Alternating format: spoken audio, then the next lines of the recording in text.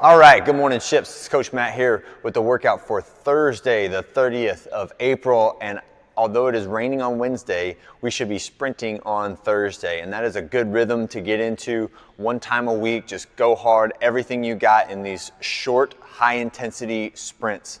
Let's say it is raining tomorrow and you don't have any other option except for to go on a bike or a rowing machine or a treadmill. You can just do the best you can getting super high intensity for a super short duration, and that is going to feed and train that energy system that will increase your speed, your top speed, which is one of the biggest goals in all of athleticism. And it also will help to increase your metabolism, work on getting you leaner, work on increasing your muscle mass. It is a fantastic addition, and I cannot sell this enough that we need to be doing sprints every week, okay? So let's start with our warm-up. We're just gonna do some light shuttle runs. When you do your shuttle runs, make sure you're picking the knees up and we're not dragging our feet. You don't have to do high knees, but I wanna make sure you're practicing driving the knee forward every single time when we're practicing those runs. Then we're gonna get into high knee march and A-skips. All right, and again, the emphasis is on exercising and warming up the hip flexors before we get into the sprints. Next will be some fast feet and toe pops, and this is working on foot contact time. So fast feet, we're trying to get as many foot contacts as you can in a short distance, and then the toe pops is just our two-footed bounce. Again, the minimum amount of contact time of your toes on the floor. And then if you can, also try to finish that pop of the toes by raising your toes away from the ground.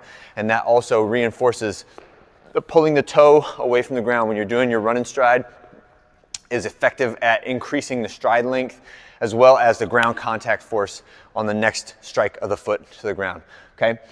Single leg hops, and the butt kick and reach, and then two split and rips. So when we do those, the purpose of those is just to prepare the body for that explosive start, but then relax back down. And one of the purposes of this warm-up is injury prevention. So that is that you don't go from a cold, state right to maximum intensity sprinting. You need to take your body through at least a brief warm-up in order to make sure that we don't pull a hammy, pull a hip flexor, strain an Achilles or a calf or anything like that, okay?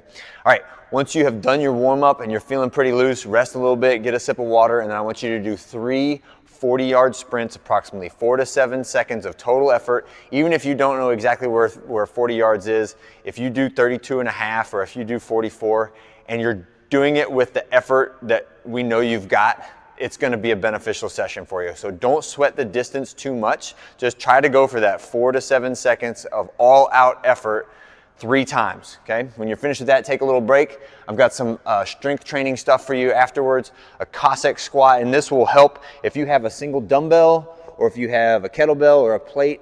Any of those objects would be really, really helpful to have on this. If not, you can use the same stuff that we've been using this whole time, the pack of drinking water, a bucket with some sand or gravel in it. All of those are totally fine for doing what we're doing today. The Cossack squat, you're gonna start with a wide stance, right? And you're going to just push your hip to one side while raising the heel that you're moving away from. So if I'm moving to the left here. So as soon as I move to the left, I'm driving my right heel into the ground and pointing that right toe at the sky. And then I'm coming up, standing tall in the middle, right? And then the other direction, left toe in the sky, all the way down and standing up in the middle. Let's get 8 reps on each side for 4 sets. The next one is also a single leg movement. This is a single leg squat to a chair or a bench. I have a bench. You can use a bucket. You can use whatever to stop yourself at. If you can, the lower you go, the more challenging this is. The weight can actually help you balance a little bit, right? If I find myself falling to the right, I can move the weight a little bit to the left to counterbalance me. I'm touching my butt to that object and then standing back tall. I want to do 8 reps on each side and then switch to the other one, okay? All right, next one is 1 minute on, 1 minute off for 4 rounds of a weighted kneeling to standing. So you can start kneeling and you can start a clock.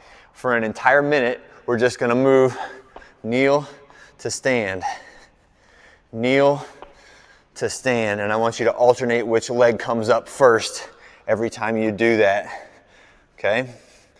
Just go for a minute, rest for a minute. Go for a minute, rest for a minute. We're doing that 4 times through. The last one is a push-up plus a side plank reach, 4 sets of 12 reps. So 1 rep is push up and then reach through and reach up. That's 1. Push up, and now I'm gonna do the other side. Reach through and reach up. Okay, so you're getting a little bit of extra plank work and you're taking more time in that plank position. 4 sets of 12 on that push-up plank reach. And that is it for today. Make sure when you guys finish, stretch out hamstrings, quads, calf, ankle, and Achilles. Those are all the muscles that we target on the sprints.